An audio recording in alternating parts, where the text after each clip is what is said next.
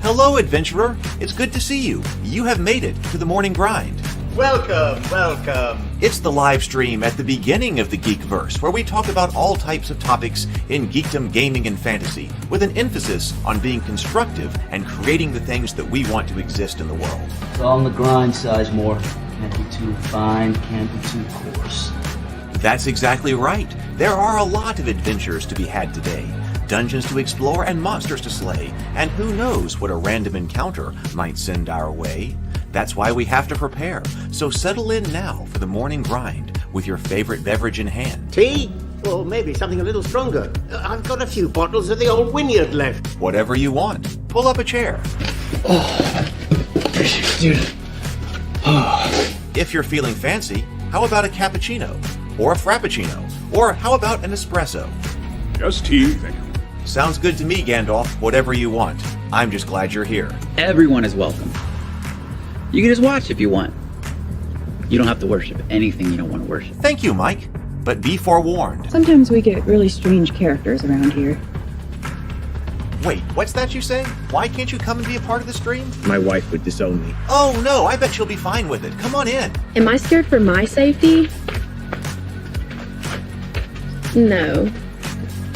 What are we supposed to do? Everybody do the secret handshake.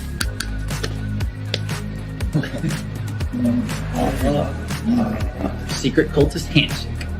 Oh, now do wizards who love each other. This, my friend, is a science. I still don't have gills, but it's fine. It's all on the grind, son.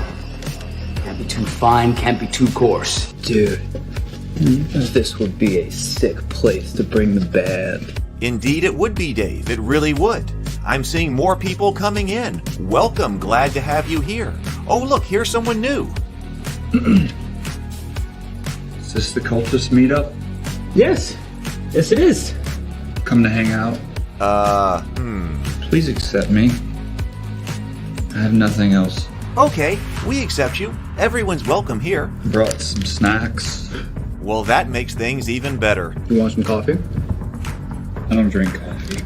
You sure? It's cultist coffee. What makes it cultist coffee? I'm a cultist and I'm drinking it. Oh.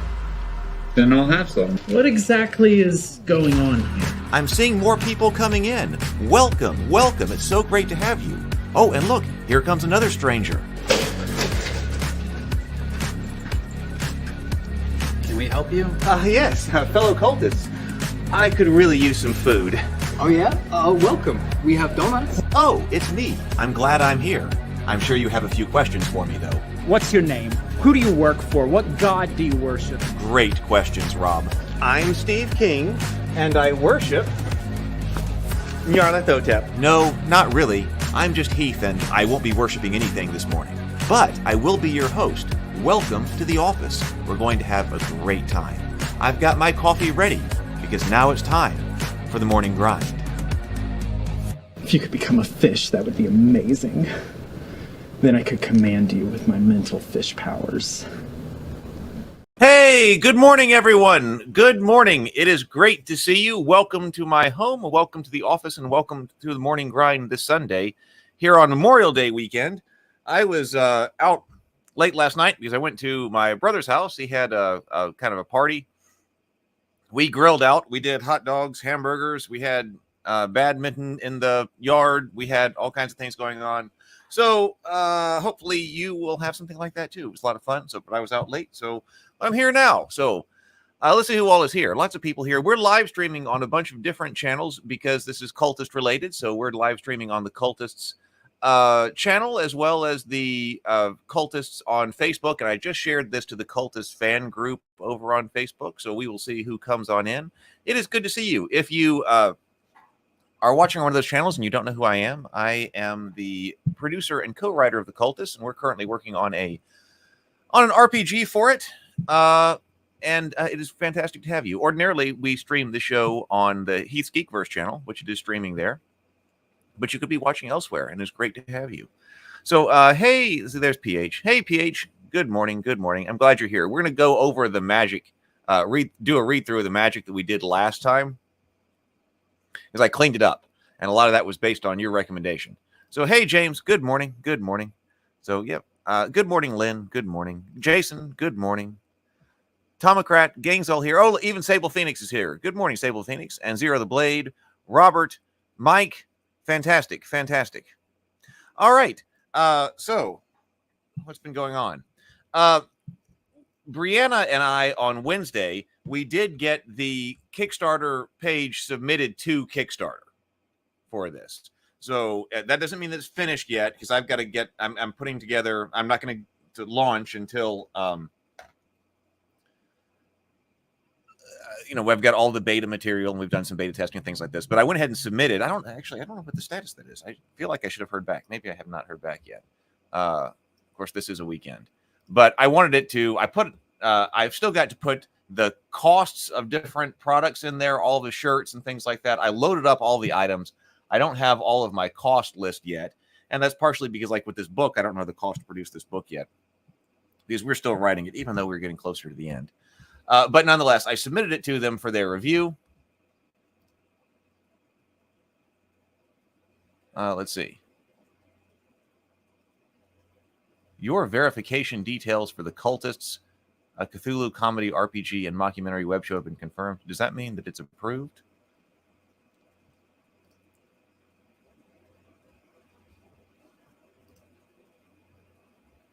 I actually do not know.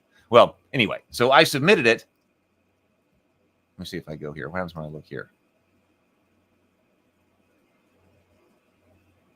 Oh, it still says the project is in review. Okay, that's fine. Okay, but that's why I went ahead and submitted it, because you don't have to have everything finished before you can submit it. So it says that the project is still in review, but that's fine. I wanted to go ahead and submit it early. That way it'll be in our hands once they approve it. And then whenever we're ready, we're going to do some promotion and things like that. But then we will go live on our schedule, but at least they will have already approved it. I've got videos to make for the page, and I also have to put in the costs of different all the different items that'll be on the page. But it was close enough to say, all right, this is what's going to be, submit to them for review. So, all right, that part is on their hands. Maybe in another couple days they will toss that back here. So that's what's going on there. We did that. Brianna and I did that on Wednesday. We've been writing. And at the winery, I've been learning how to make vodka. I have drunk a lot of vodka over the past week and a half, learning about the manufacture of vodka and tasting a variety of different samples of different vodkas all around. So that was a large part of the last week. A lot of fun. Charles Barkley apparently has his own vodka. I didn't know that. Charles Barkley is around here. Like, went to Auburn here in Alabama, so he's up around the Birmingham area. And Charles Barkley, if you're watching the Morning Grind this morning, your vodka was really good. It's the Redmont vodka. So a lot of the different vodkas that we tasted, Redmont, you did a good job, Charles Barkley. Did a good job. And the Tower vodka out of Texas. So we'll see. All right. So anyway, that was part of what I was doing lately. All right, let's go ahead and breathe and sip. Hey, you might want to sip vodka. Let's do that. Well, ordinarily I'm not either. I mean, I don't really drink a whole lot of vodka. So like I said, this was more vodka than I have drunk, in like a day that I had drunk in my entire life. But yeah, right. Like I didn't really ever, I don't think I had ever just sat and drunk vodka, right? Like, hey, I think I'll just sit here and have some vodka. But the guy who I was talking to and was making the vodka, I mean, the guy who runs the distillery, he knows a lot about this and was talking about the different, just sampling the different vodkas. What are you tasting in it? What they're like. He was even talking about potentially tasting like their filtering mechanism, like how they were filtering different vodkas and things like that. Very interesting. Hey, Offie, good to see you. All right, well, let's do a breathe and sip, and then let's get to this document here. So, everybody, got your drink this morning? Got your favorite beverage? I've got mine. Let's do 2 deep inhales, and then in through the nose, out through the mouth, and then take a sip of your favorite beverage this morning. So here we go. Let's drink.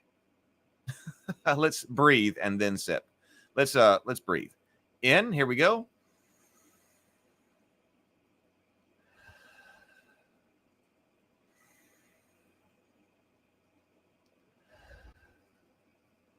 And set.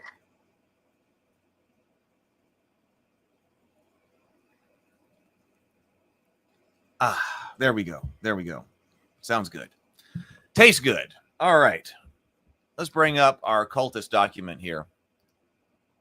I've still got to figure out, by the way, of course, I'm short on time now, but it still looks like the first thing I want to do is launch this, because this has to do with the cultists. I was talking in the Discord server, the Ravenkeep Discord server, which, by the way, I suppose I should put a link to. I do want to get the coffee shop going again. I just haven't had time. And I think that what we need to do is, here's the Ravenkeep Discord server. Because on top of everything, also trying to organize, an event weekend, that's not working. I think that, we've talked about having the online coffee shop. The online coffee shop is where you come in and play different games, play different tabletop games in an online environment. I would like to be able to just have that open. Oh, hey, Micah. Good morning. Good to see you. To have that available and have games being played there all the time, especially if we're doing the Cultist RPG. We got Hero Quest. We got a bunch of other games built out. And it would be great to just kind of have that open on a rolling basis. So I'm trying to think about that as well. We need more people. So I'm thinking about reaching out maybe tomorrow. I'm going to be here working in the office all day tomorrow. Maybe starting as early as tomorrow, but maybe Wednesday or something like that. Reaching out to other people on YouTube who are developing games and things like that, and seeing if they want to come in and use our coffee shop for gaming and playtesting and things like that. So we will see. Thinking about that, we do really need a rule set. We need our own rule set. We played around with Faded Edge, and I think had come up with some pretty good dice mechanics that are probably ready to go to playtesting. I was talking to my brother about that last night. About what type of game design should happen, how he would modify Hero Quest. We were talking about that last night. So I'm not sure if we need to do that one next, because we could go right into the board game for the Cultist, do our board game design, our social deduction board game, and then relaunch that with season 2 of the Cultist. But maybe there should be some project in between the two Cultist projects. I'm not sure. It may need to be it probably should be a rule set. I don't know. I'm thinking about a lot of different things. All right. So I'll tell you what, I'm going to read the back of this.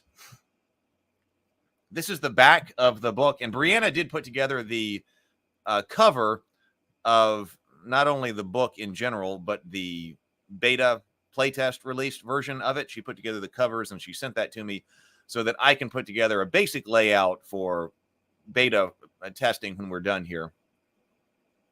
And we'll have covers.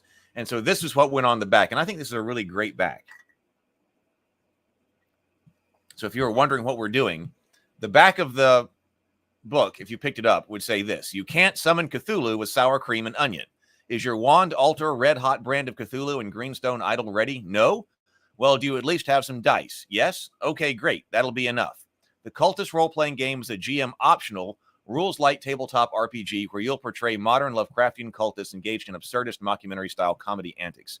It seems like the whole world is down on you. It's not that you don't have big plans. You really do.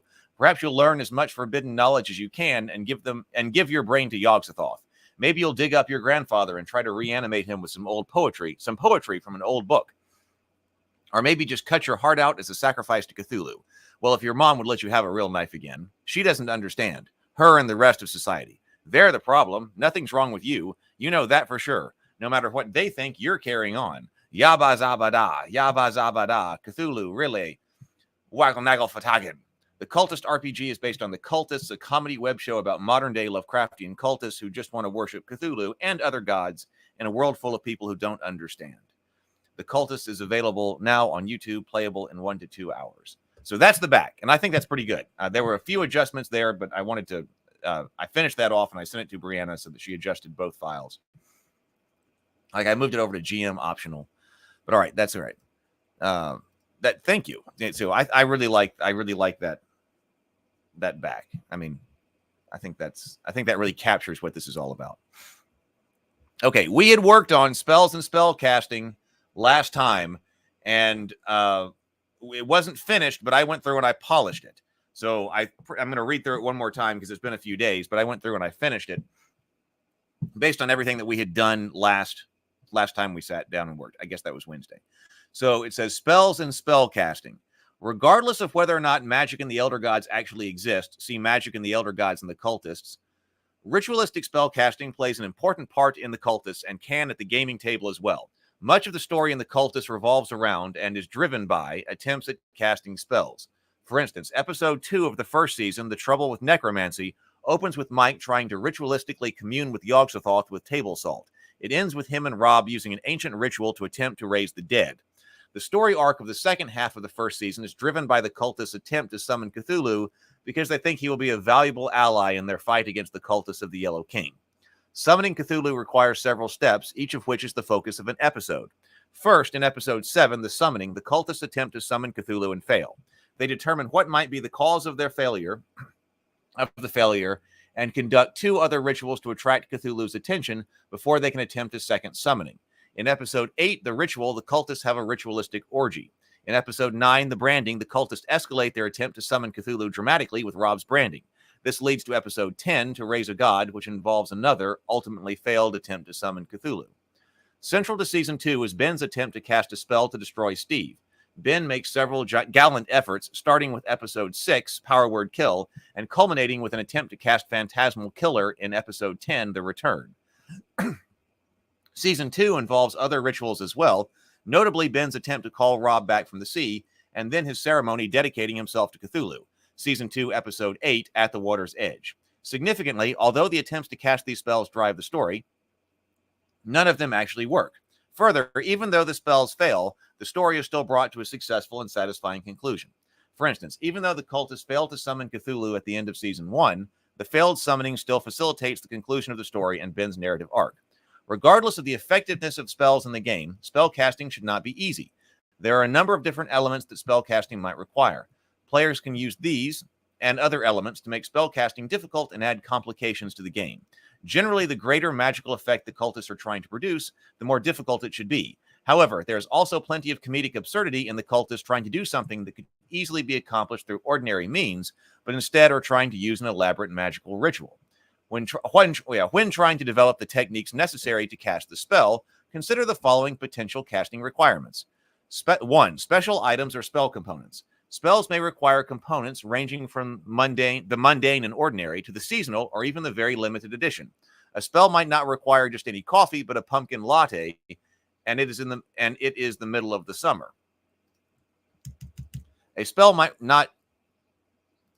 require not just any coffee, but a pumpkin latte, and it is the middle of the summer. Potato chips are easy to acquire. That should probably be but. Oh, but a pumpkin latte, and it is the middle of summer. I think that works. A spell might require not just any coffee, but a pumpkin latte, and it's the middle of the summer.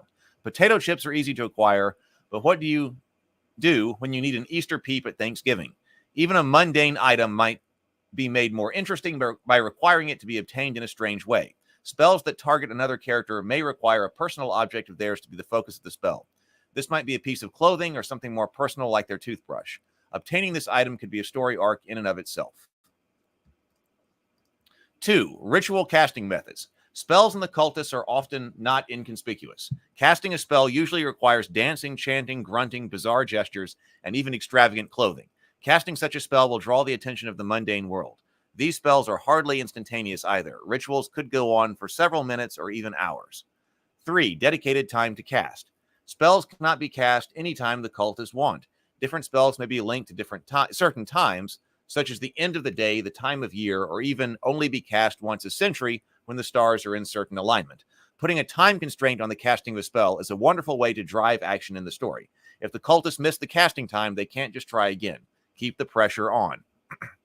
4. Required locations. Spells can't be cast just anywhere. They require a lot of magical power, and so the Cultists may have to draw upon a certain location that is thought to be magically infused. To cast the spell, the Cultists must draw upon this power. Locations could be as simple as the bird feeder in the park, or as difficult to get into as the basement of the local middle school, and the principal is definitely not in your cult. 5. Required sacrifices, sub-rituals, quests, and ordeals. Many spells cannot simply be cast straight away. Many will require other rituals to be performed in advance. As Mike says, you can't just summon Cthulhu out of nowhere. He has to really get to know you first. Preparatory rituals might require sacrificing your sister's favorite Care Bear or your neighbor's beloved pet. Other rituals might require personal cleansing, which could include bathing in an inappropriate place, of course, temporary tattooing, swearing off your favorite food, or undergoing facial branding. One of the spellcasters might even have to face an intense ordeal to prove his worth, like going to a family reunion, a christening, or being unable to tell a lie for 24 hours. Special knowledge. Some spells might require special knowledge and research to cast. These materials might be written in a language or code that only dedicated cultists can read or even recognize as existing. This knowledge is not easy to obtain. It might only be taught by an esoteric teacher that not only must be sought out, but convinced of your worthiness. All of the above can be combined in any combination. Perhaps the necessary spells can be cast only at noon at a special site, which happens to have a Taco Bell built on top of it, and require extravagant dances with an oversized fish headdress and a lot of glitter.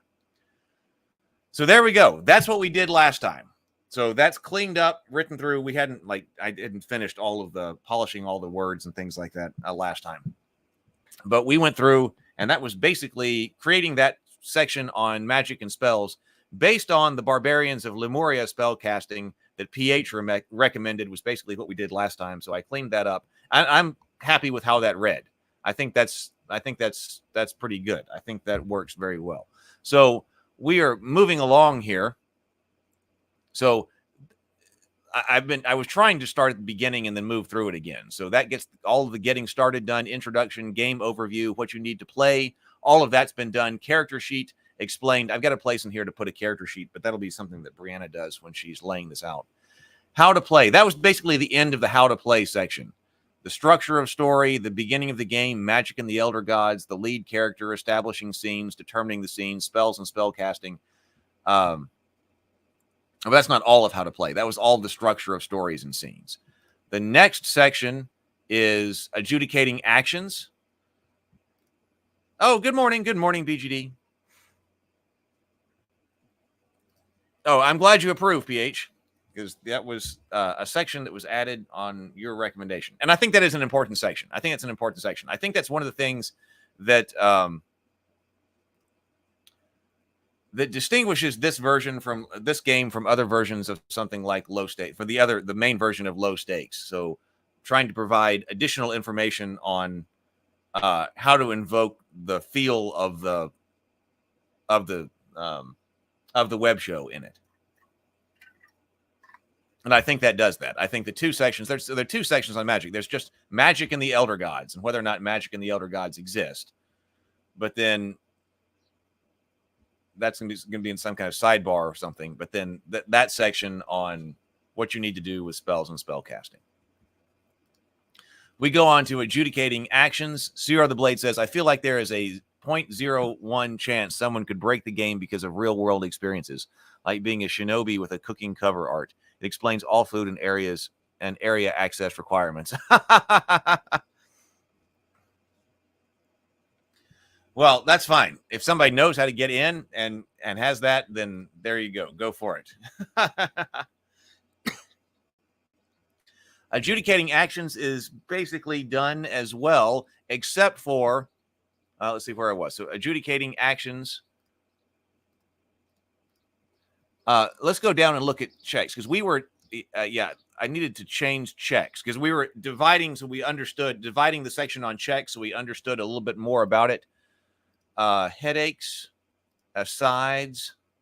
Okay, let's start at the top right here and go through these trouble checks, because we had these checks because we decided to actually have a dedicated section on troubles and sways, trouble checks and sway checks, because it was kind of a mishmash and we were trying to get greater clarity on those things. So let's look at that. I didn't quite get finished writing those out, but let's go and finish that draft. So let's see. Adjudicating actions. Although the majority of the game can be managed through spontaneous improvisation, with players exercising their own judgment to determine the success or failure of their endeavors, there are some circumstances where players will use simple rules to adjudicate whether or not important actions are successful. These rules also provide a structure to inject complications and humor into the game. To do this, the Cultist RPG uses 2 meta currencies, courage and sway, as well as checks, headaches, and asides. TH says, yes, you got the concept and made it yours. It makes sense to the universe and the show. I agree. There's a lot that I like in that, that we've got in here. The spellcasting, spellcasting in that particular way makes a lot of sense. I like that. I wonder if that can be used for other things. And then also, like I said, I am a fan of this idea of the narrative roles that we've got here. That was introduced in Low Stakes. I think the narrative roles is a very interesting way to do role-playing games rather than doing a character class. You know, the emphasis in a story-driven game is your role in the story, and then you layer on all of your abilities and special stuff on top of that, rather than saying who you are is like all of your special abilities, and then you got to go figure out how you fit into a narrative. I do like, so I mean, there are things in this game that even though it is a simple game, it's intended to be comedic, that has some interesting things to think about in it. Okay, so courage and sway, as well as checks, headaches, and asides. Meta currencies. The Cultist RPG uses 2 meta currencies to manage the game, courage and sway. Okay, so courage. Courage represents a character's inner determination. Player characters start the game with 1 courage point and can earn more as the game progresses. There's no limit to the number of courage points that can be accumulated, but players will want to spend them to improve the chances he or she is successful at checks involving one of their troubles. See checks. So, by the way, if you're coming in, if this is your first one to watch, we're basing this game off of the low stakes rules. So Craig Campbell at Nerdburger Games, published by Nerdburger Games, wrote a RPG called Low Stakes, which was designed for mockumentary style horror, such as he was designing it for What We Do in the Shadows. And so we looked at that on the morning grind a couple of times, actually, very early on and then much later to actually delve into it in a bit greater detail. So this game right here, because it was designed for mockumentary style humor, we said, hey, this could really be adapted to the Cultists. And so that's what we've been doing. So we've been making it our own. We've very much been kind of making it our own, but this is an adaptation of Low Stakes. PH says roles instead of classes can be very powerful. That way, you know, even if you're doing something like we're going to have an all wizard party, you know, we're doing a game where we're all going to be wizards or we're all going to be barbarians, you know, or what distinguishes you? Well, it should be your narrative role. So that's what courage is. To improve the chances that he or she is successful at checks involving one of their troubles. See checks on a certain page. Okay. Now, sway.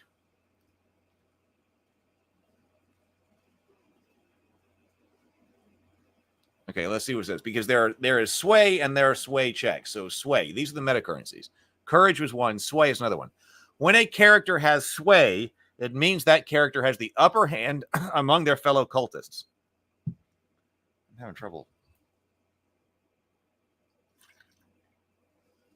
My throat this morning. When a character has sway, it means that character has the upper hand among their fellow cultists. Perhaps they have impressed the other characters in some way or otherwise earned their respect. Only one player can have sway at a time, and unlike with courage, characters cannot store sway. A character either has it or they do not. If another player gains sway, then it is lost by the player who had it. An easily identifiable token or other object should be used to indicate which player's character has sway at the table. However, if no such token or object is available, sway can be marked on the character sheet. See, this is important here. A player with sway can voluntarily give it to another player to persuade the target character to undertake an action that complies with your character's desires. That character must comply with your character's requests, but in return, he or she gains sway. We should say in here, describe. So that's one way sway is used.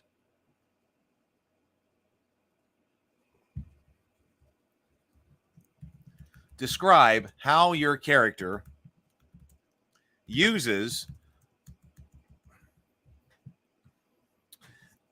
his or her, you want to say most positive characteristics. No, well, it doesn't have to be positive because you could be manipulating somebody. How your character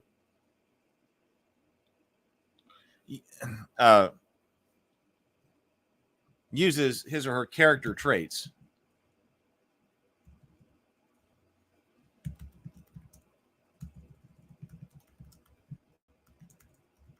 to get the other player, the other character, to comply. It could be charm. It could be manipulation. It could be charm. It could be manipulation. It could be threatening.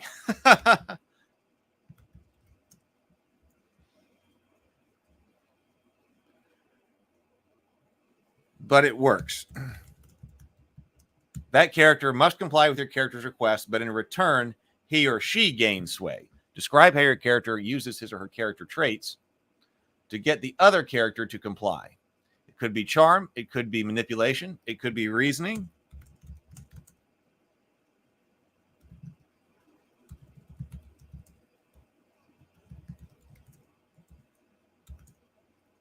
Or it could be making a threat. But it works. The target character must comply with your character's requests, but in return, he or she gains sway. You could have a situation in which you may gain Patrick's sway.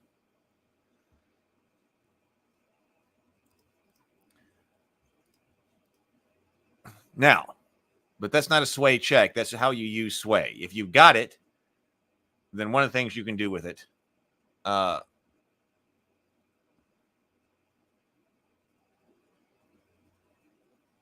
think we should say in here, like while you look this up, a character with sway, this is another way, the character with sway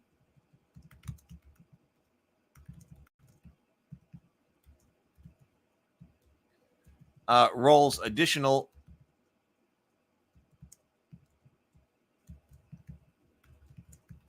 on all trouble checks.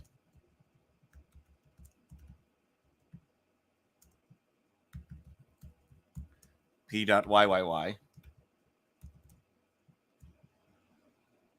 But also,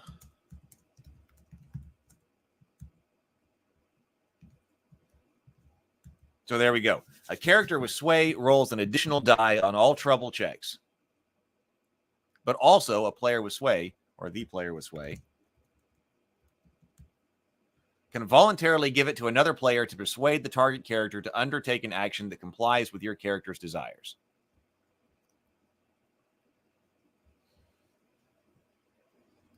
Micah says, my question about sway is more, what if in or out of character that player doesn't want to do what is requested? Obviously, ideally, a group gets along, but if the offered sway action affects their plan, for example. So do we think there should be a way to counter that?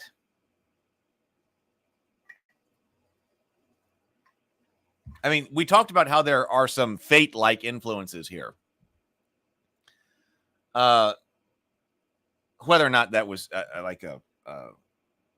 actually something that inspired low stakes at all, I'm not sure. But, I mean, you can see similarities in different kinds of game styles here. So if we talk about fate and you've got to compel on one of your, like your trouble, and okay, now you've got to do something because you are being compelled to do it because that's part of your character traits and your trouble. Ordinarily, you accept. If you accept that, then you get the fate point. That's similar here because here, someone who has sway with the whole group is trying to get you to do something. And if you do it, then your reward is that you get sway after that. That sway goes over to you. If you, in fate, if you reject it, if you say, no, I realize that my character would, under ordinary circumstances, accept this compel, and would do this. But here, I really don't want to do that. then you have to give up a fate point. So you could do something. You could do something like that here, if the player's like, no, I'm not.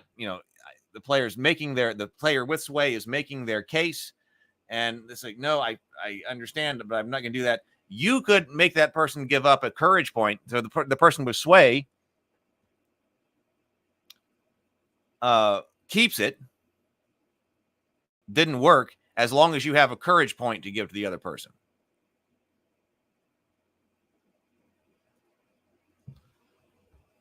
What do you think about that?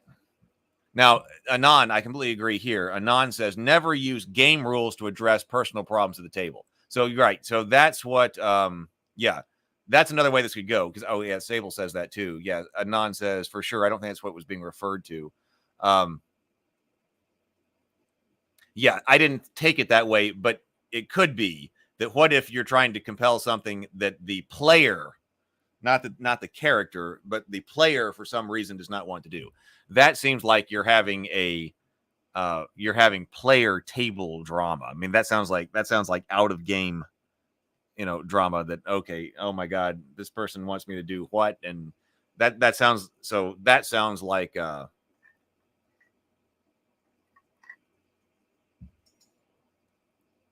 I think that does not need to be addressed in these rules, because that just sounds like you're having a problem with players at the table. So I think we could skip that. We could mention that. Now, there were things like that. The original low stakes did have something about that, running the table and dealing with personal issues with different players at the table, which I did not put into this version.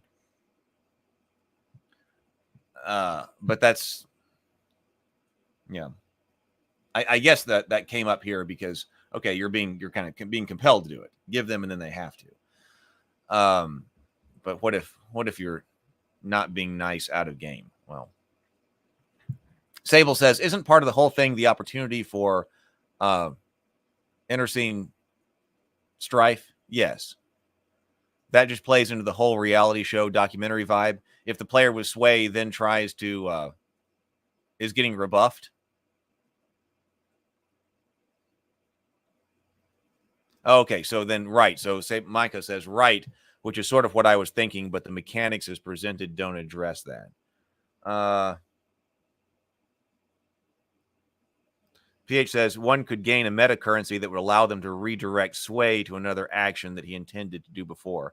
That meta currency would be Patrick Sway. Kind of like the idea of a courage point to avoid or counter offer. Okay. All right. I kind of think so too. So, because I like the, fate. We've talked about fate quite a bit here, and I do like things about fate, and that kind of does introduce this additional twist into here. Because right here, this is, as it's written in low stakes, this is very powerful. Okay, you've got sway, so one of the things you can do is voluntarily give it to another player to persuade the target character to undertake an action that complies with your character's desires.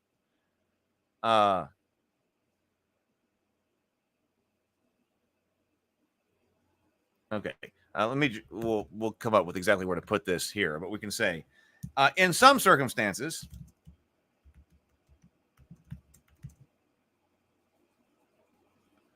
the target player,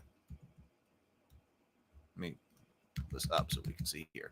The target player, hey, we have 32 people watching across all the different platforms. So welcome to everybody. I'm not sure where everybody is because we're live streaming on several different, not only YouTube channels, but on Facebook as well. And, well, of course, always on Twitch. So I don't know where you are looking, but it's wonderful to have you this morning. We're live streaming on the Heath's Geekverse channel, whereas ordinarily where the show is live. But because we're talking about something cultist related, I put this out on all of the cultists' social media as well. So if you're watching on those, welcome, welcome, welcome. It is great to have you. Let's see. So in some circumstances, the target player may not want to comply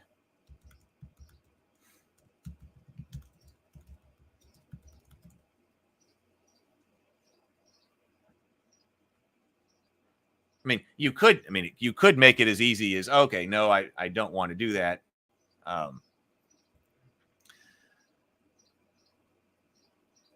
And so I don't take the sway.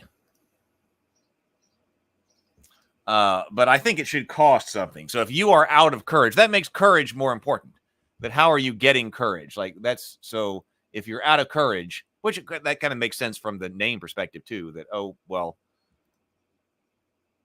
if you have a store of courage, you may be able to resist somebody trying to manipulate you with sway.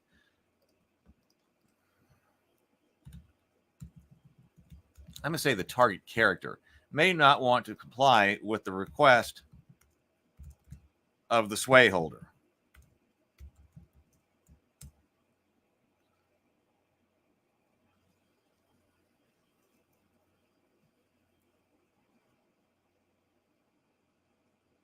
That also kind of would make the sway person more powerful. The only to decline or to resist the sway offer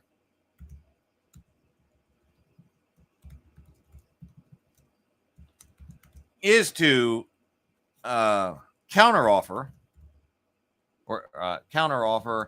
and return and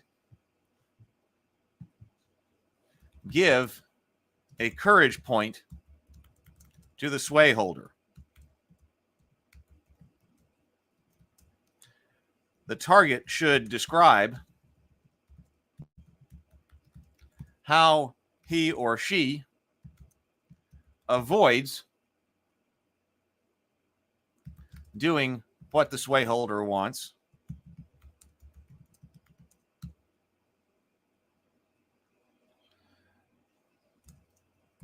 possibly through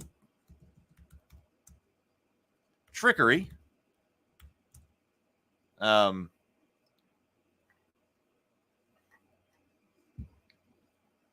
or something.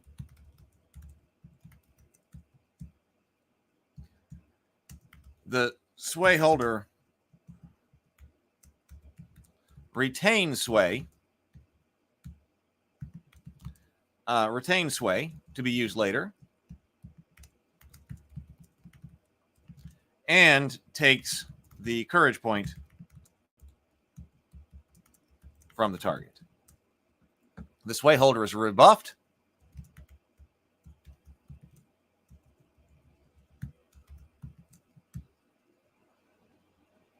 And takes the courage point from the target. There was something else I was going to say. I forget what it was. Retain sway, takes the courage point from the target. Oh, yeah, we should say if the target has no points of courage, he or she cannot rebuff manipulation by sway.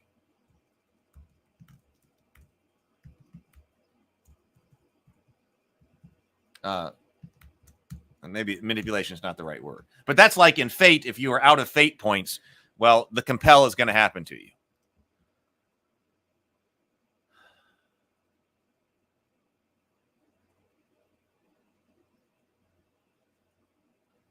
Okay, we'll have to try that out in the coffee shop.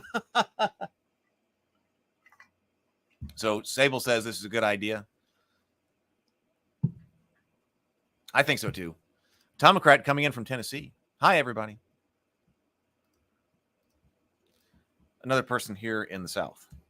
You know, I'm here in Alabama. It was a hot weekend today. This weekend, it felt like July. It was hot and humid.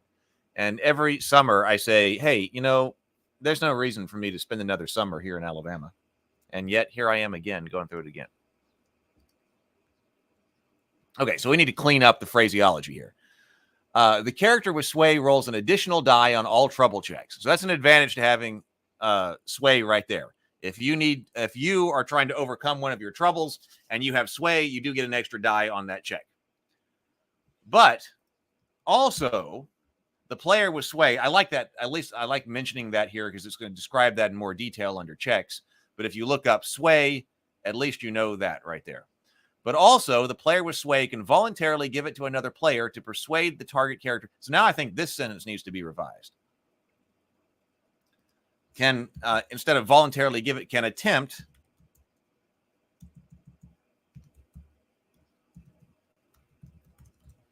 to persuade a target character to undertake an action. To persuade a target character to undertake an action that complies with your character's desires. Okay. Describe exactly how your character uses his or her character traits to get the other character to acquiesce. It could be charm, manipulation,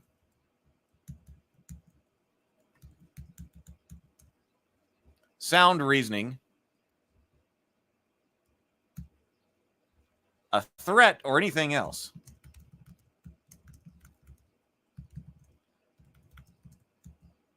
But it very likely will work.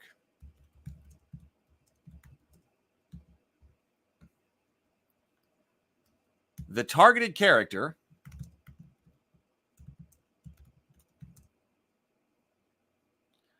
may choose that the player of the targeted character may choose to comply with the wishes of the sway holder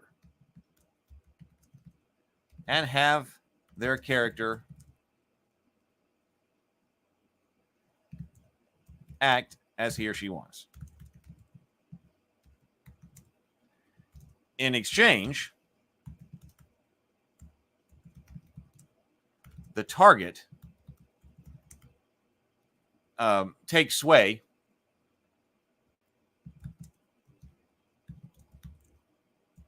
or takes sway from the sway holder, from the previous player. Does that make sense? Or so let's say alternatively, the target character, the player of the target character, may not want to comply with the request of the sway holder. To resist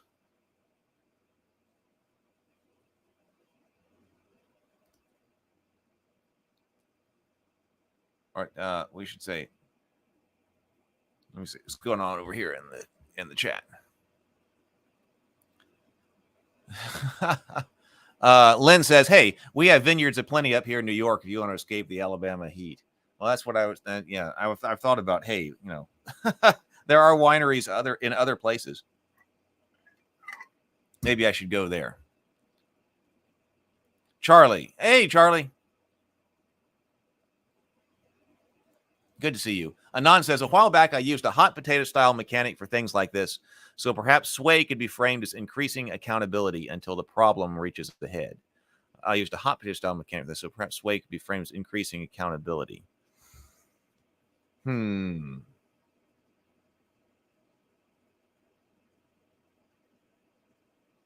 I see what you're saying here. Like, okay, who is responsible for this problem until everything falls apart? That's interesting. That's interesting. I'm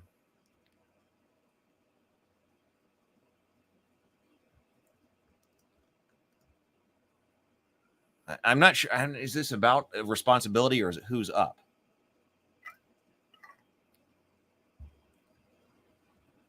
May not comply with the request. This can only be done. We'll make this clear from the beginning. If the target has at least 1 point of courage. If so, the target should describe how he or she avoids doing what the sway holder wants, possibly through trickery,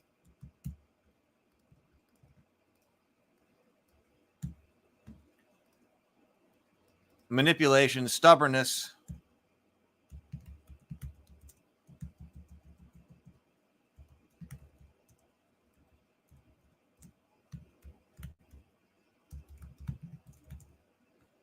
okay, I can't write, stubbornness or other way. Might want to connect previous to where. Yeah.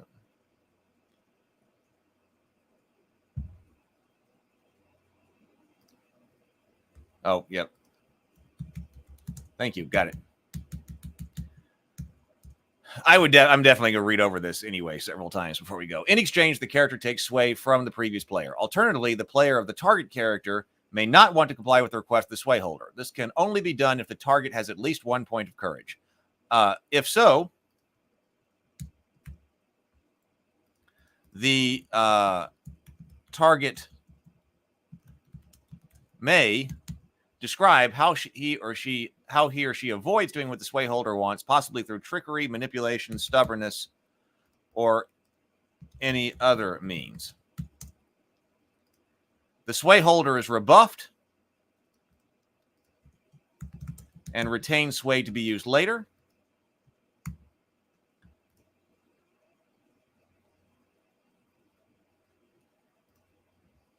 And the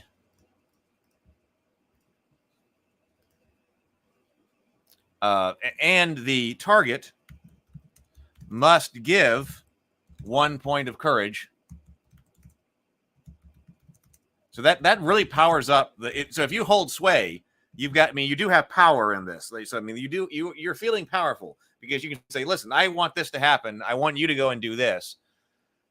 And if they don't have courage, then they're going to have to do it. If they do have courage, they could rebuff you, but then you're going to get another point of courage. Give 1 point of courage. Give 1 point of courage to the sway holder.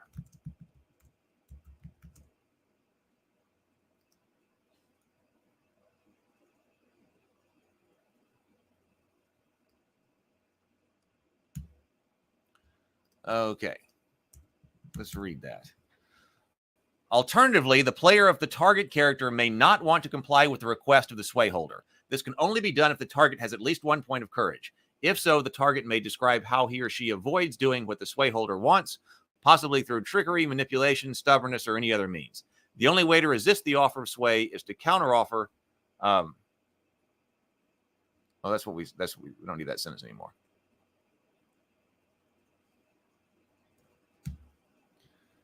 If so, the target may describe how he or she avoids doing what the sway holder wants, possibly through trickery, manipulation, stubbornness, or any other means.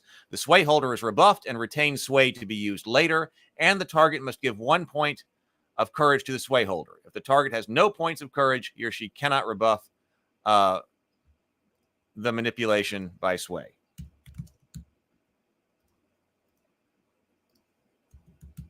That sounds pretty good.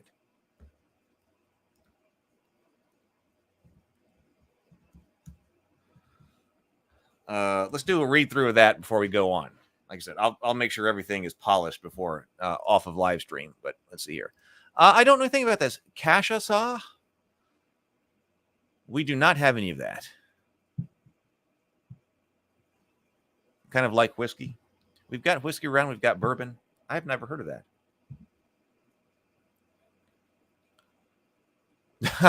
Lynn says, yes, I have the soul of a copy editor, and boy, did he put up a fight. Okay, so this is what sway is. We were doing this because we're about to go into trouble checks and sway checks. So sway. When a character has sway, it means that character has the upper hand among their fellow cultists. Perhaps they have impressed the other characters in some way or otherwise earned their respect. Only one player can have sway at a time, and unlike with courage, characters cannot store sway. A character either has it or they do not. If another player gains sway, it's lost by the player who had it. An easily identifiable token or other object should be used to indicate which player's character has sway at the table. However, if no such token or object is available, sway can be marked on the character sheet. The character with sway rolls an additional die on all trouble checks. That's coming up. But also the player with sway can attempt to persuade a target character to undertake an action that complies. Yours shouldn't be here. But also the player with sway, the player character with sway can attempt to persuade a target character to undertake an action that complies with his or her character's desires. That's the right sentence. The character with sway rolls an additional die on all trouble checks, but also the player character with sway can attempt to persuade a target character to undertake an action that complies with his or her character's desires. Describe how your character uses his or her character traits to get the other player to acquiesce. It could be charm, manipulation. I say manipulation here too. Is charm too close to flattery? It could be charm, flattery, sound reasoning, a threat, or anything else, but it's very likely to work. The player of the target character may choose to comply with the wishes of the sway holder and have their character act and have their character and undertake the desired action.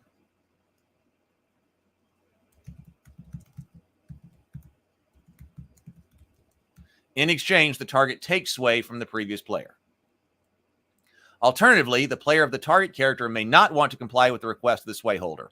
This can only be done if the target has at least 1 point of courage. If so, the target may describe how he or she avoids doing what the sway holder wants, possibly through trickery, manipulation, stubbornness, or any other means. The sway holder is rebuffed and retains sway to be used later, and the target must give 1 point of courage to the sway holder. I'm going to put that in bold and italics. If the target has no points of courage, he or she cannot rebuff manipulation by sway. I like that. I like that.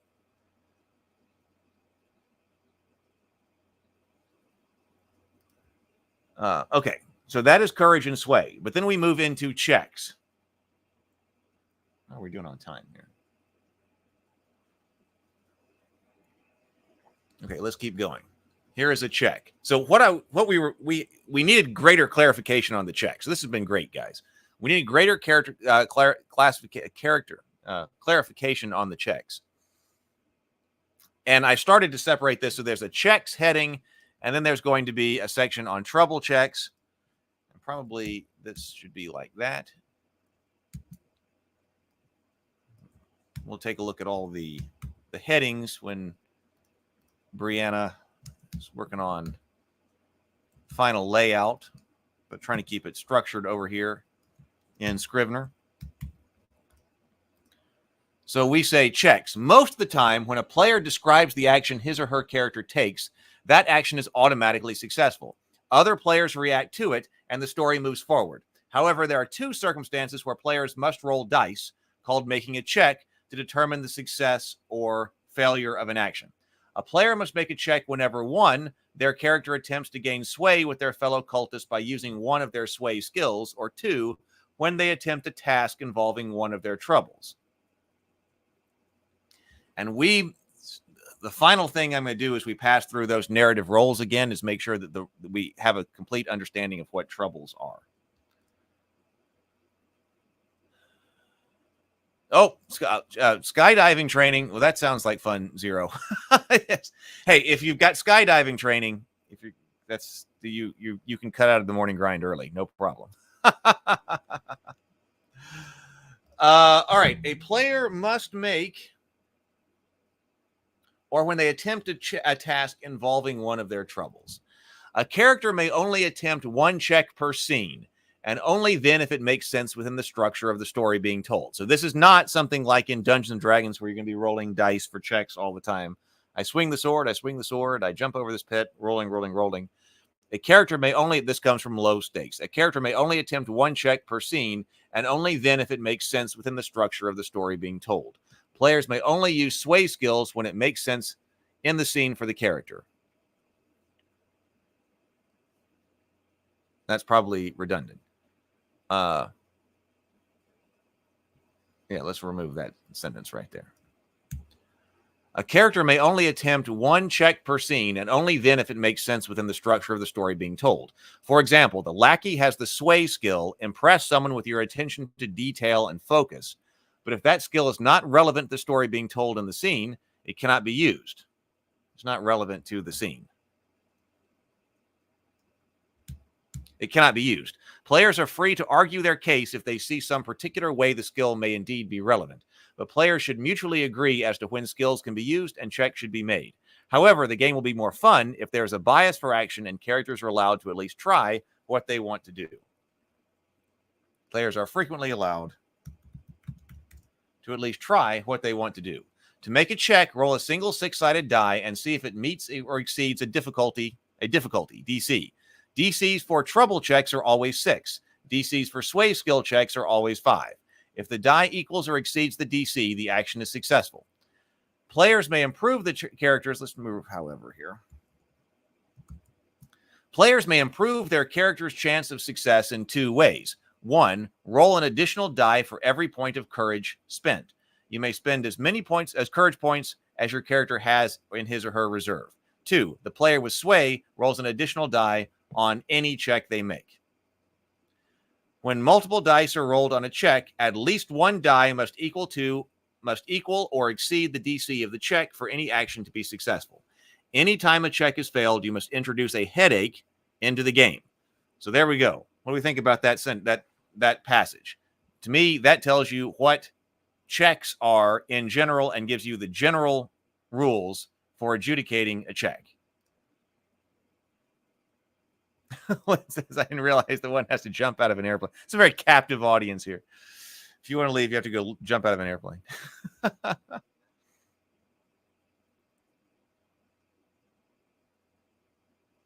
Mike says, always good to pay attention during sky. Yeah, don't try to listen to this while on earphones or something while you're doing skydiving training.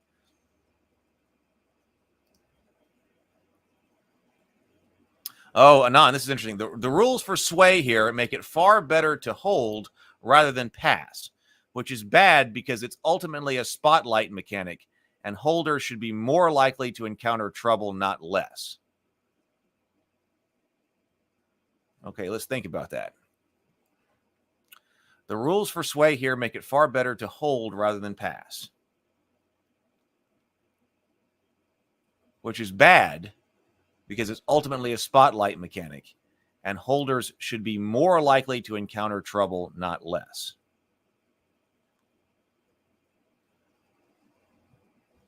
So you don't like that they... Okay, well, first of all, let's also look at this up here. So there is the sway holder, but there is also a character who is the lead.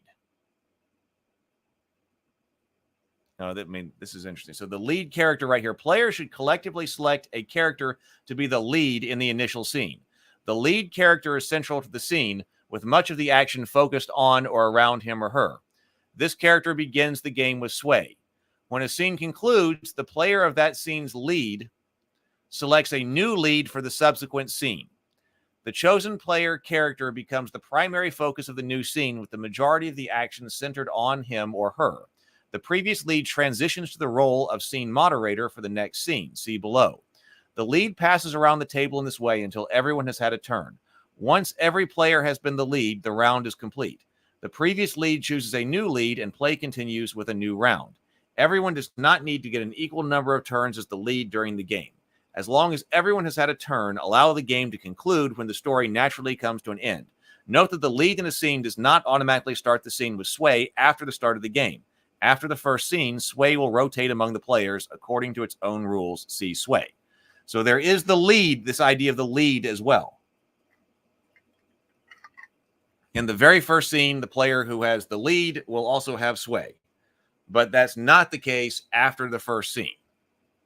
So in the context of also having a lead, let's go down here and reread what Anon said. It says, the rules for sway make it far better to hold rather than pass. I think I agree that if you are the sway holder, you are getting to roll an additional check on any die you make. On any check you make, which is going to be your trouble checks. That's not trouble coming to you. That's you overcoming your trouble. Remember, the trouble does two things. The trouble tells you what kinds of things, and we're going to make sure that's clarified. What the trouble is going to tell you, like, what is it that generally makes your character, makes things difficult for your character, because of some personality trait or something like that you've got. And if you want to overcome that, you've got to make a trouble check. So if you are a sway holder, then you do get an additional die on that. And this does say a player with sway rolls an additional die on any check they make. But the only check that you're going to be making as a sway holder is a trouble check. if you're trying to avoid your trouble or pass on despite, in spite of your trouble, you're not going to be making another sway check. Sway checks are used to acquire sway. Rolls an additional die. So rather than saying any die, any check they make, rolls an additional die on any trouble check they make. Because there are only so many types of checks here. So you may roll an additional die for every point of courage spent, and if you have sway, you get an additional die. And then you also have this additional rule with sway that you can make somebody do what you want, or they're going to have to give you courage.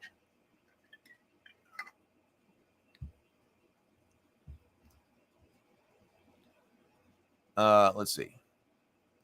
Also, why pass it when you can just persuade characters through role-playing?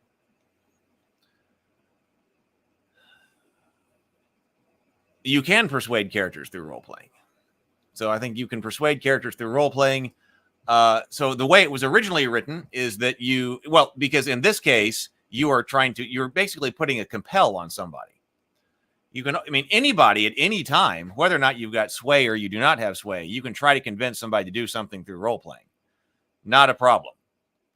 Anybody can do that. The sway holder, though, has an additional, like a trump card, basically, on that. Anybody can try to convince anybody to do something through role-playing, but the sway holder can pass it to basically compel it to happen. Because if that person doesn't have courage, then they're going to have to do it. And if they do have courage, if they don't want to do it, then they're going to have to give up that point of courage. So anybody can just try through role-playing to get people to do stuff. Absolutely. But the sway is the trump card that can come down.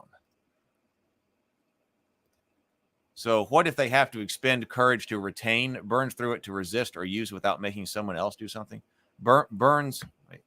If they have to expend courage to retain, burns through it to resist, or to use without making someone else do something. I'm not exactly sure what's going here. I don't completely understand that, Micah.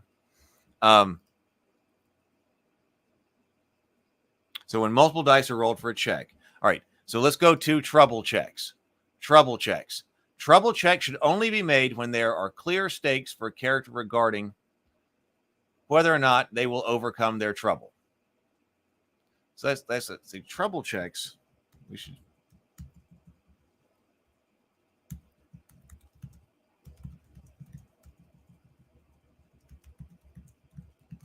are made when a character wants to act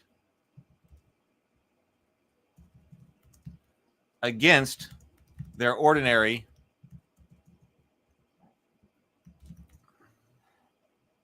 wants to interact against their nature, against part of their nature that ordinarily makes life difficult for them.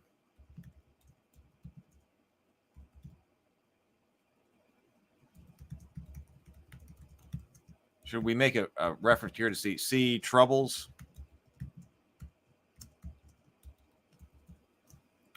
Like a reference to that? Trouble checks should only be made when there are clear stakes. Do it this way.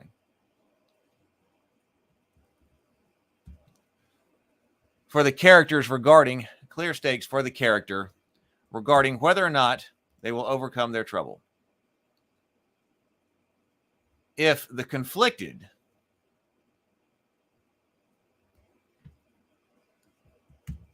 just has to choose between grabbing a pizza with the cultists or getting beer with the band, a trouble check is likely not warranted.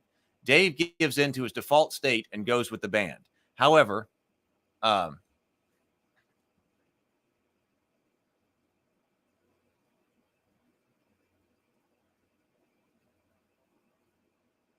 we give an example here.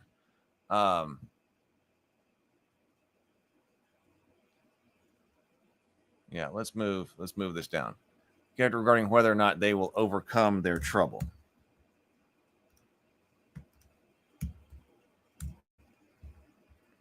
So trouble checks are made when a character wants to act against part of their nature that ordinarily makes life difficult for them. See troubles, page YYY.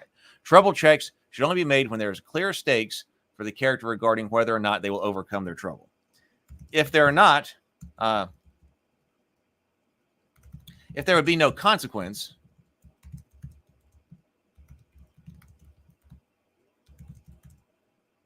for giving in to the trouble,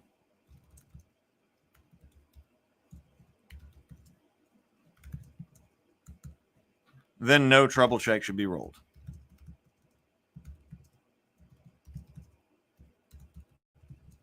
Example, Dave, the casual cultist of Cthulhu, is heavily involved with his band in the mundane world and so plays the narrative role of the conflicted.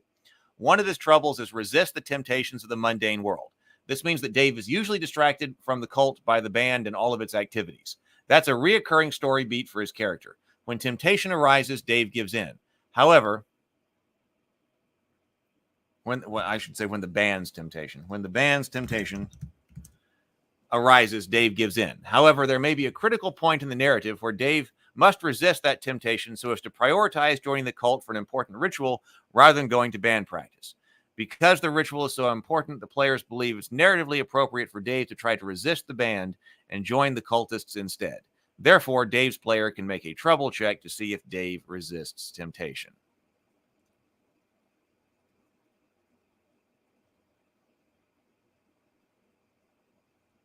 So I could say, up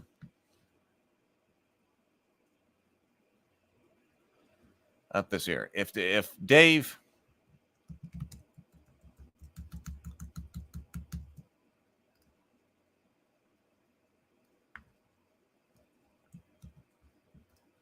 if the band's temptation, Dave gives in.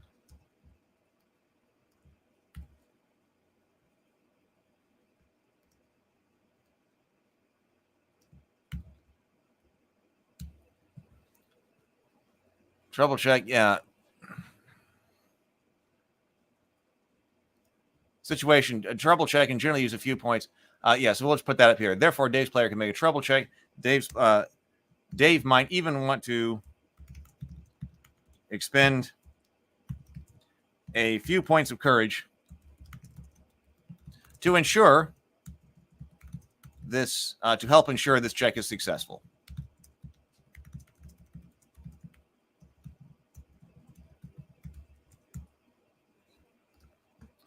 There we go. All right, so that means that can go. If you succeed at a trouble check, your character successfully accomplishes the action in spite of the fact no one expected them to, and the character gains 2 courage points. If you fail, you must introduce a headache into the game. So headaches are like the complications. So if you succeed at a trouble check, your character successfully accomplishes the action.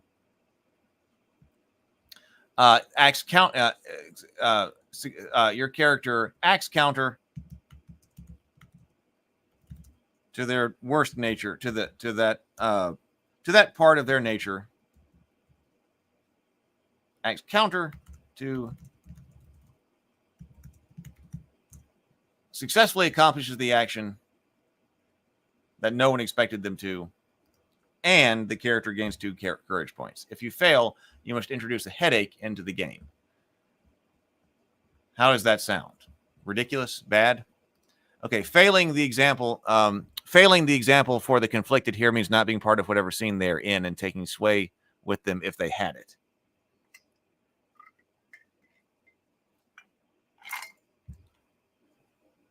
I think that's a great point. That in this example, in the example that I have written here, and I thought about that. In this example right here, Dave's character exits the scene. Or possibly does. I mean, that's, but this one would be a big one.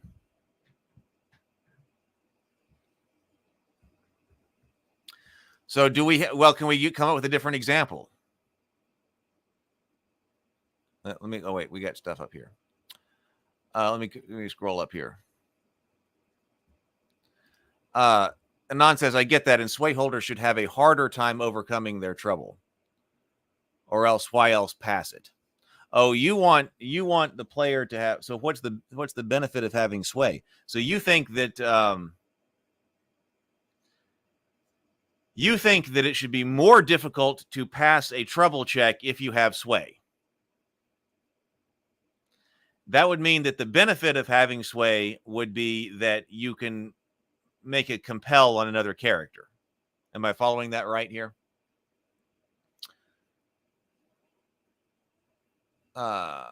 Sway hold. So you would make it more difficult.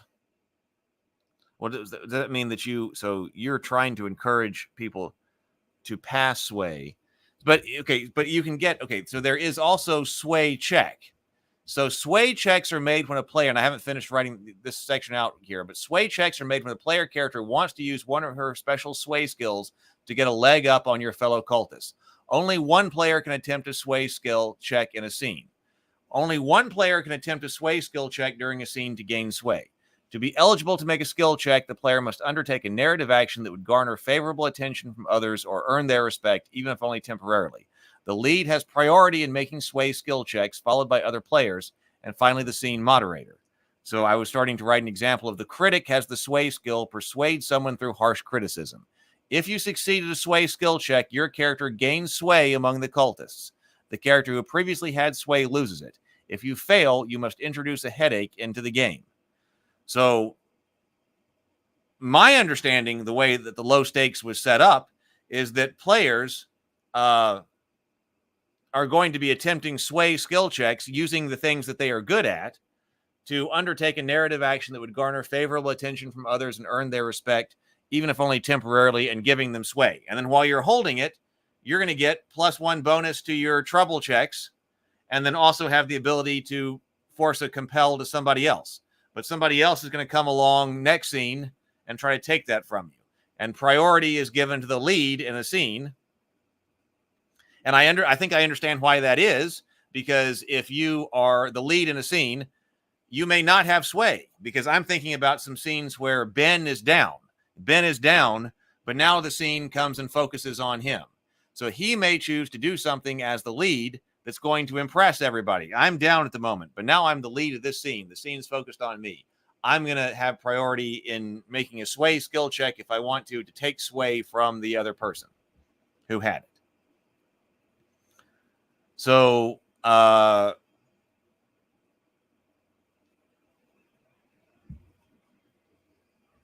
you think being able to pass it is confusing things? I mean, it does seem like having sway is pretty powerful.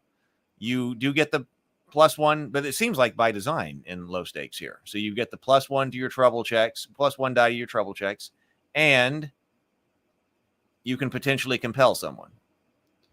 But other people are going to be trying to take this from you. But James Anon says it should be harder to overcome troubles, or why else pass it? If it's harder to overcome troubles, why would you want it? Right?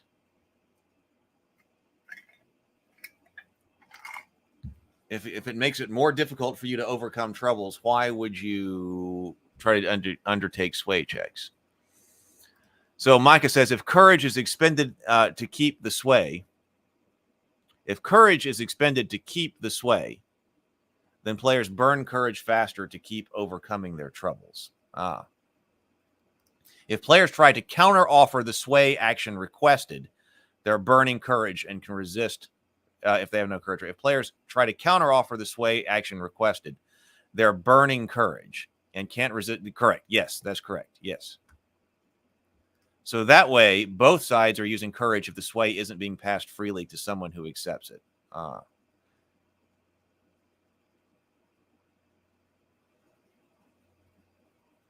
right, let's think more about that. Maybe that goes with what Anon is saying. So maybe Micah and Anon are thinking in the same way. PH says, at my system, we don't have initiative. We use the lead or focus mechanic. The spotlight rotates among us, and every person has to act every time. The lead can make more decisive actions, while the others indirect actions. The indirect actions count and prepare strategies. I found this really helped everyone to stay on the edge and paying attention.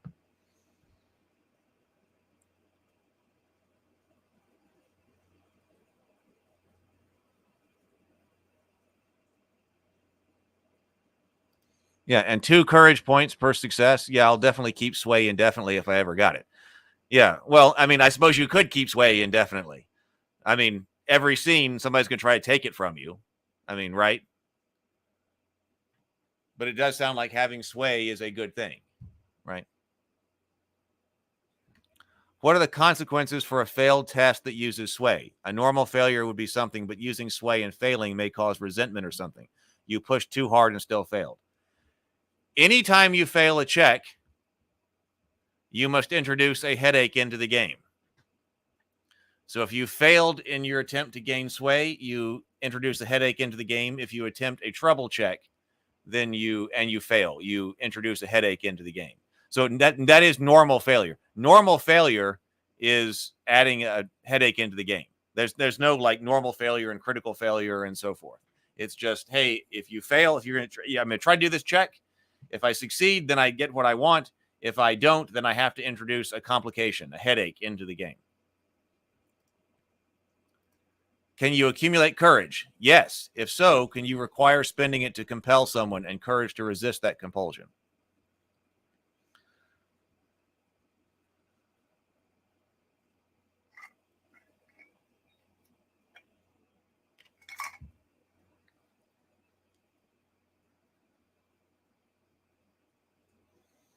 Okay, so Lynn is also saying sway seems too important to pass to another player to compel them to do something. Okay, so then what if, maybe this addresses what, maybe this kind of works with what Lynn and Anon were saying. What if you remove that idea of the compel from having sway, and instead you move that just to the courage points? And then it really does become a more fate-like mechanic, right? Okay,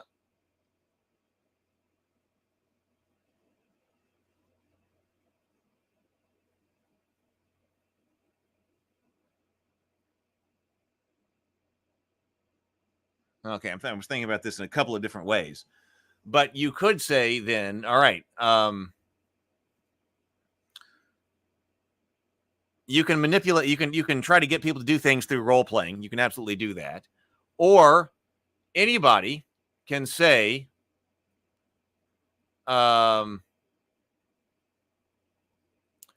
hey, I want you to do this. And I'm describing how I, can try to convince you to do whatever that is. And if you do it, I'll give you a courage point.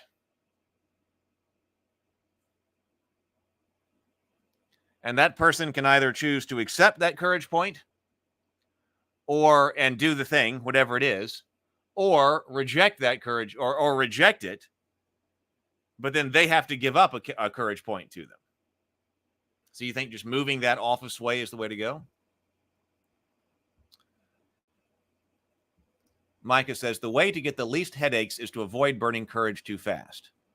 Pass it to someone willing, and then you don't burn your courage as fast. Convince them so they don't resist with their own courage, Micah says.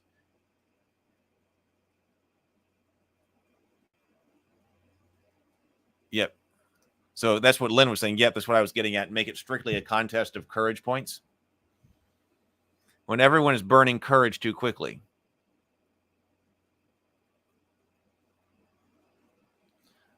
They're more likely to fail and cause headaches from failures. Can sway rolls be resisted in any way? No, there's not. That sway is not a resistance thing. So, like, what is this? A sway skill. So, a sway skill could be complain until you get your way.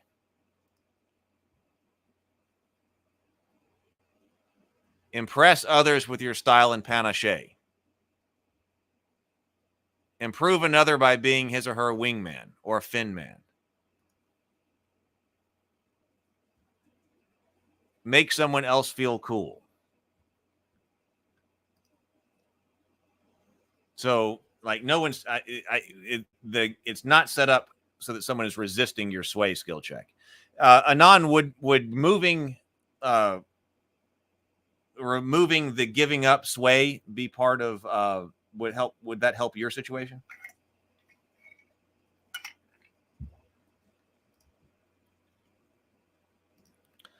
PH talking to Lynn says to use courage to counter a sway diminishes the sway importance. I think there should be another currency more difficult to obtain. Oh,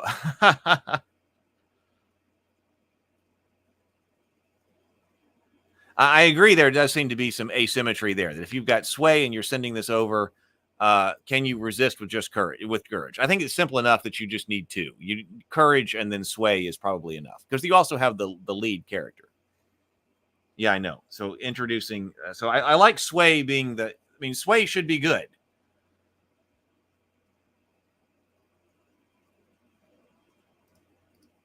So it seems like then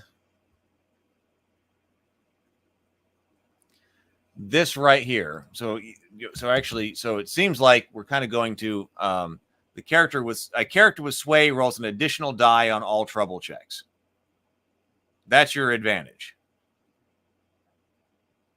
And then you would move, it seems like you being collective you, this idea of the compel over to courage. So courage points could be accumulated, but players will want to spend them to improve the chances he or she is successful at checks involving one of their troubles. But that also you can use courage to try to get other characters to do things. Is this going in a better direction?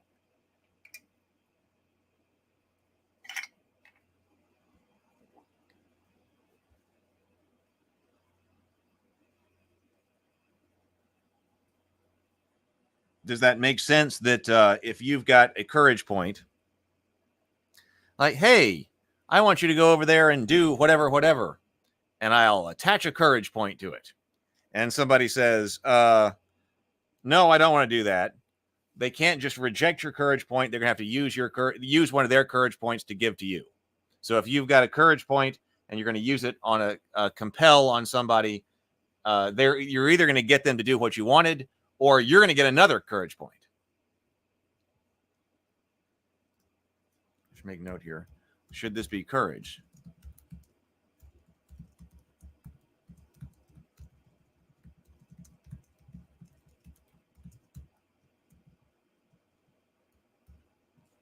And actually, this even brings up the point. I'm going to have to go in just a few minutes. But this also brings up an interesting point. So I guess we'll have to think about this next time. I'm going to have to come back and think about this. And I keep thinking we're moving into characters, and we're not. There's still more to do here. So could we talk about this tomorrow? Could we do a Monday grind? I really like to think through it some more myself when I get back from the winery this evening. If I'm able to do that, we could do a morning grind in the morning. Monday morning. Let's see. Oh, resisting somebody's attempt to seize it away. Oh, no. If you've got sway, so not as the way that it's currently set up. So if somebody else is now it's their turn. It's the lead character's time. They're going to try to do something that's going to be impressive with the cultist. There is no way at that moment to resist it. Now there is later. Let's see, ending the game, concluding the story. This is the way low stakes concludes the story, concluding the game. As the game progresses, there will come a point where the storyline seems near its resolution, signaling the game's impending conclusion. When this moment arrives, the player possessing sway may choose to initiate the conclusion of the story. However, before the scene concludes, another player has the opportunity to attempt to gain sway. The challenger must make a sway skill check, and is free to spend courage points if he or she has any available. The player with sway may expend courage to counter each point spent by the challenger. Should that be just an all-the-time thing? Every point by the courage spent by the current sway holder cancels out one spent by the challenger, though the challenger must always roll at least one die. The story will move to its conclusion regardless of the outcome of the final check, but the way it concludes will change. Players should craft a finale where things ultimately work out well for the character holding sway and those who successfully pass checks involving one of their troubles at any time during the game. So if you want it to go well for your character, you need to be the final character holding sway, or you need to have passed a trouble check during the game. Other characters face a less favorable conclusion marked by embarrassment, failure, or some other adverse outcome. Should that be something that is all the time? So anytime somebody, if you've got sway,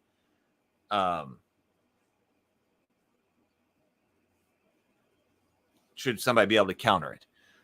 You are getting courage points. If you pass your trouble check or whatever, you're getting courage points.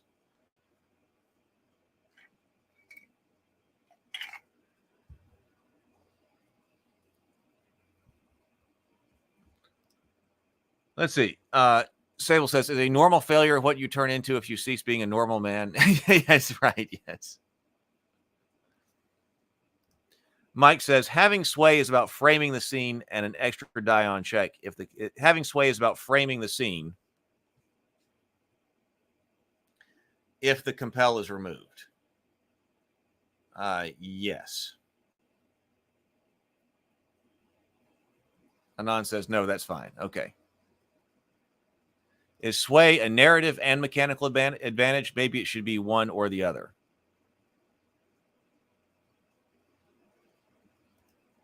No, PCs. I mean, I guess it could be used against NPCs, but well, your sway skill check, I think it could be against either one, because like if you do something that like overcomes a whole bunch of NPCs, then your esteem and your esteem may go up with the cultists. So if you're talking about using sway skill checks, that could be used on anybody, and just a character, PC or NPC. All right. Well, you guys once again gave me a lot to think about. So this has been amazing once again. So this was really good.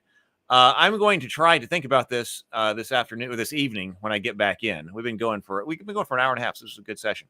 And if I'm able to do that, then we'll reconvene in the morning again and do a morning grind, do a Monday morning grind to go over this again. So as long as sway can be seized in this manner, the benefits make sense. Okay. Okay. All right. Because I think this was important, though, like dividing out. I guess I hadn't finished writing the sway thing right here.